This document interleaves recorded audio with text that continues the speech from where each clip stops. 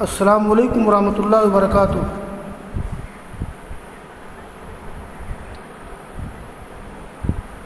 یہ مقدمہ جو چل رہا ہے صحیح مسلم میں، تو مقدمہ کی تمہید اب تک چل رہی تھی، اور اس کے بعد پھر الگ الگ باب کے تحت مختلف چیزیں سامنے آئیں گی۔ تو آج صحیح مسلم کے مقدمہ کی جو تمہید ہے، آج اس کا آخری سبق ہے۔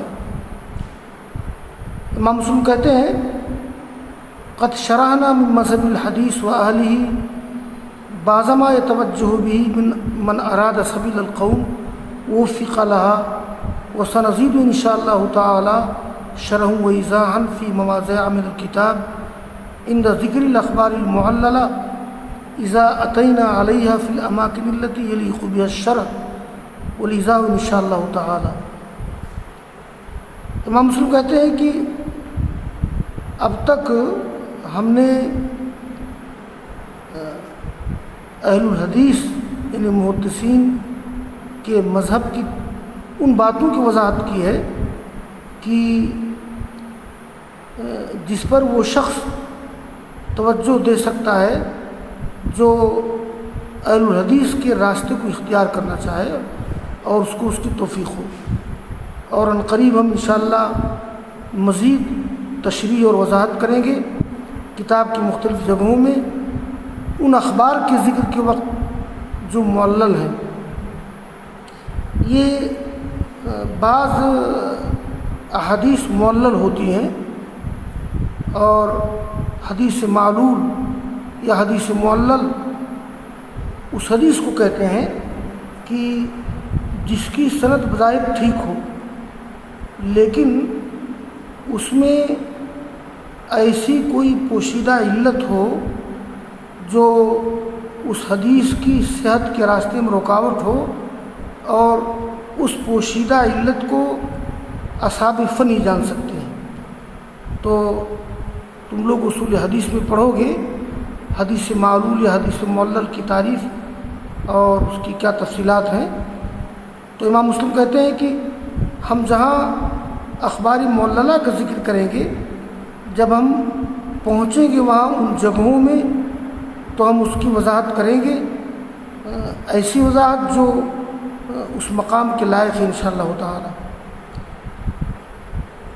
امام بخاری تمہید کی بحث کو ختم کرتے ہوئے کہتے ہیں: وبعد یرحمک اللہ، اور اس کے بعد اللہ تعالیٰ تم پر رحم کرے میرے شاگرد۔ یہ ان کے جس شاگرد نے امام بخاری سے درخواست کی تھی اس کو مخاطب کیا ہے، اور ان کا نام ہے ابو اسحاق ابراہیم بن محمد بن سفیان، یا ہر اس شخص کو مخاطب کیا ہے جو مخاطب بن سکے۔ یہ بھی عربی ادب کا اسلوب ہے کہ واحد مذکر حاضر کا صیغہ استعمال کیا جاتا ہے، اور اس سے مراد ہر وہ شخص ہوتا ہے جو اس کا مخاطب بن سکے۔ وبعد رحمک اللہ فرول الذی راینا من سوء السنی کثیر ممن نسب نفسه محدثا۔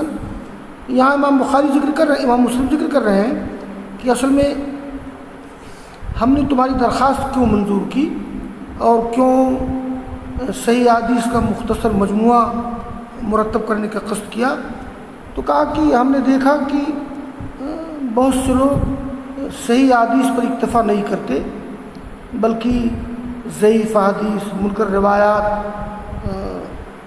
پر اعتماد کرتے ہیں، یعنی لوگوں کے اندر ضعیف روایات، منکر روایات کا بڑا رواج ہے، وہ صحیح حدیث پہ اکتفا نہیں کرتے ہیں۔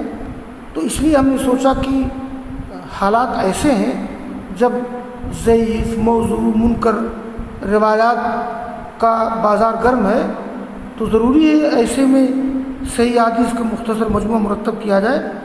تو کہتے ہیں کہ اگر یہ بات نہ ہوتی جو ہم نے دیکھی، بڑا غلط طریقہ ان لوگوں میں سے جنہوں نے اپنے آپ کو محدث بنا لیا ہے، اس چیز کے بارے میں جو ان پر لازم تھا۔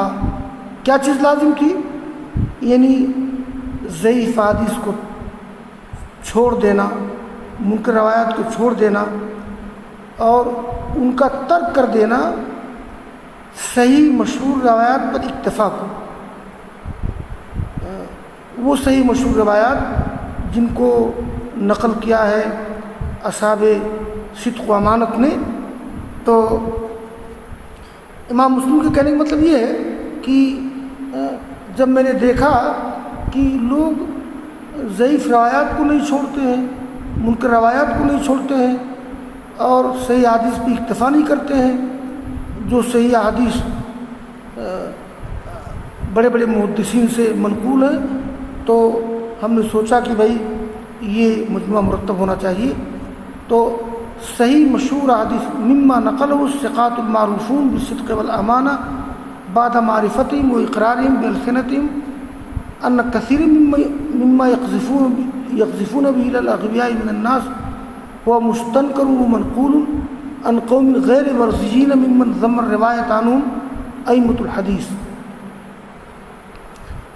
یعنی وہ صحیح روایات کی جن کو نقل کیا ہے معروف ثقہ لوگوں نے، جو معروف صدق و امانت میں، اور وہ ایسے لوگ ہیں جو جانتے ہیں، جن کو اقرار ہے اپنی زبانوں سے کہ بہت سے ایسی روایات جن کو لوگ لے جاتے ہیں بیوقوف لوگوں کی طرف، وہ روایات منکر ہوتی ہیں اور منقول ہوتی ہیں ایسے لوگوں کی طرف سے جو ناپسندیدہ ہیں، اور ان لوگوں میں سے ہیں کہ جن کی روایت کو ائمہ اہل حدیث نے جن کی مذمت کی ہے.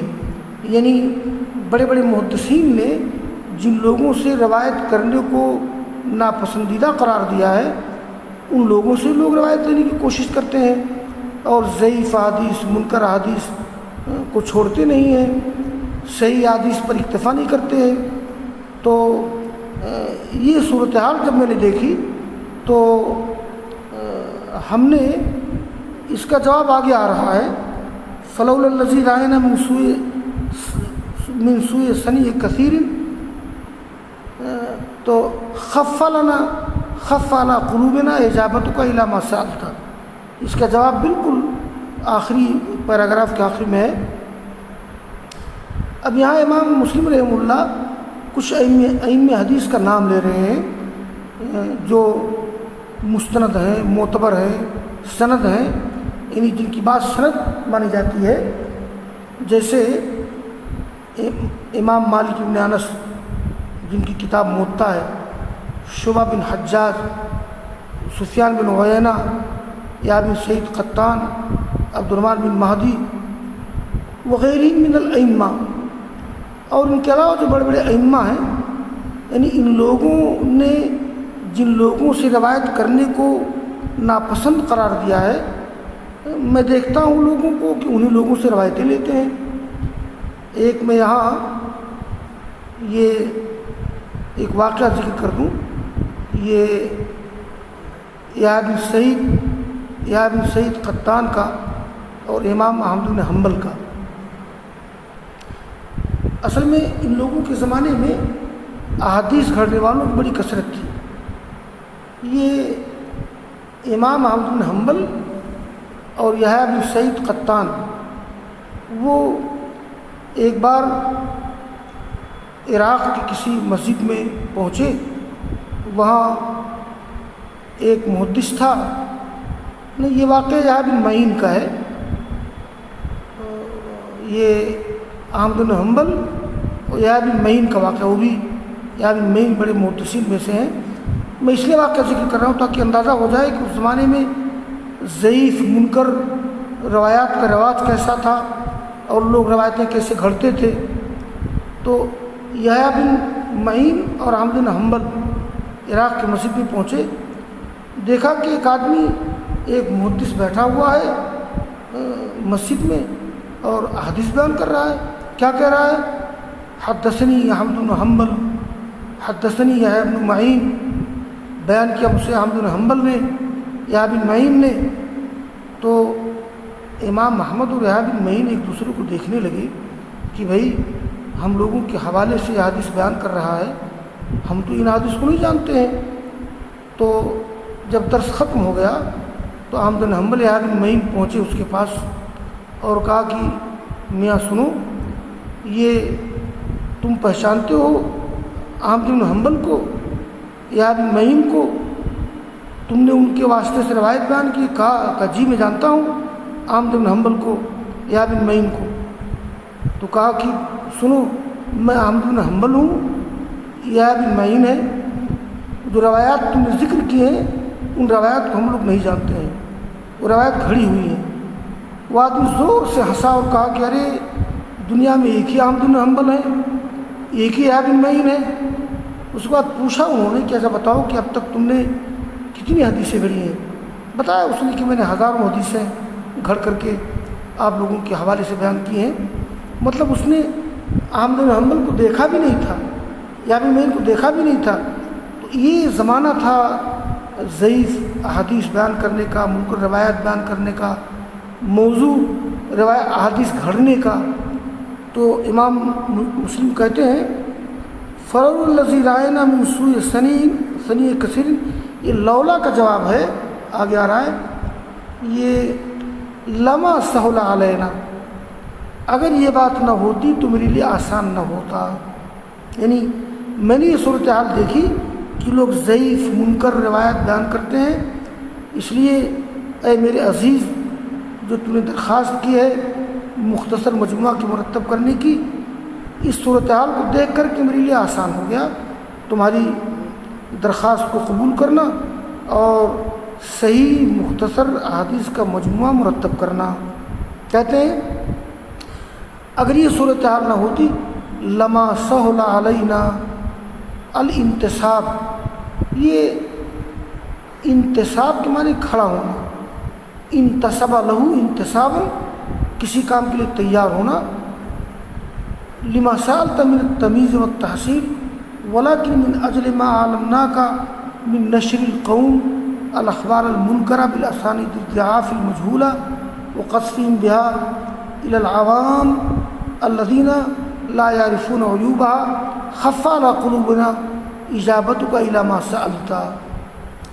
امام مسلم کہتے ہیں کہ جب یہ صورتحال میں نے دیکھی کہ لوگ ضعیف اور منکر احادیث کو چھوڑتے نہیں ہیں، صحیح روایت کی اکتفا نہیں کرتے ہیں اور ان راویوں سے روایت لینے میں اجتناب نہیں کرتے جن کو بڑے بڑے محدثین نے ضعیف قرار دیا ہے، اگر یہ صورتحال نہ ہوتی تو میرے لیے آسان نہ ہوتا ہمارے لیے آمادہ ہو جانا اس چیز کے لیے جس کی درخواست تم نے کی ہے، یعنی ضعیف اور صحیح کی تمیز اور احادیث کی تحصیل۔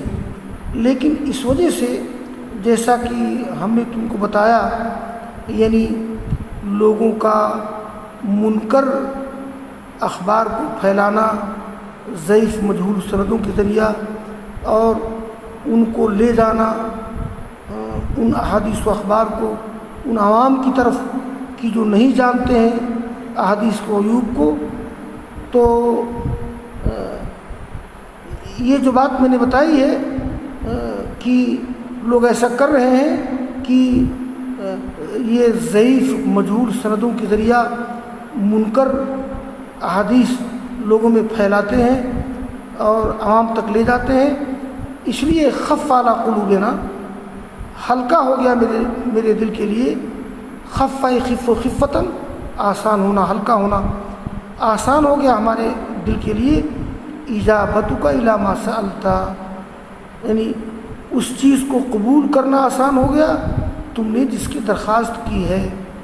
تو یہ صحیح مسلم کے مقدمہ کی تمہید آج پوری ہو گئی، اور انشاءاللہ اس کے بعد پھر الگ الگ باب کے ذریعہ اس مقدمہ میں یہ احادیث کس سے لی جائیں، ثقہ راوی سے روایت لینی چاہیے، ضعیف روات سے بچنا چاہیے، اور کون کون ضعیف روات ہیں، آگے امام مسلم رحمہ اللہ مختلف ابواب کے ذریعہ ان لوگوں کا ذکر کر رہے ہیں۔ چنانچہ تم لوگ دیکھو گے کہ آگے باب شروع ہو جائے گا۔ طلبہ کو میں بتا دوں کہ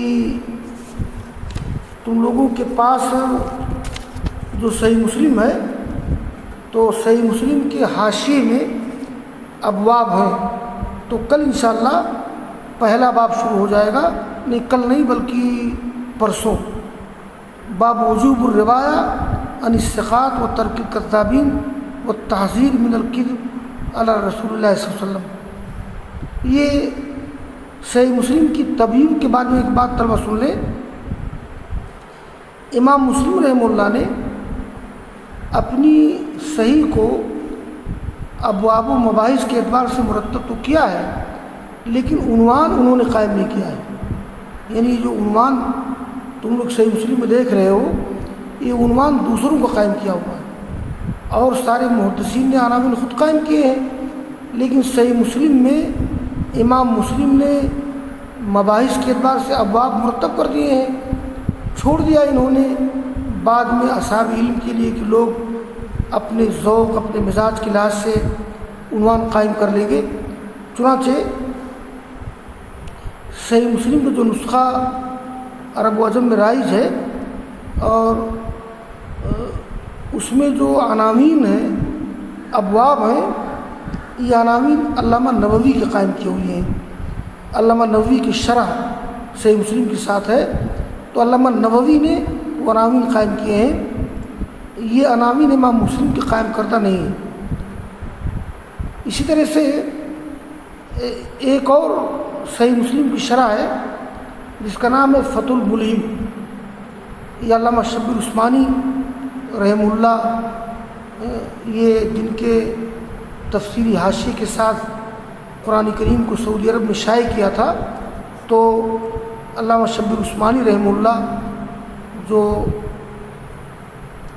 دارالعلوم دیوبند کے استاد تفسیر و حدیث تھے، میرے زمانے سے پہلے گزرے ہیں، وہ میں نے ان کو دیکھا نہیں ہے، انہوں نے مسلم کی ایک شرح لکھی ہے فتح الملہم علی الصحیح مسلم۔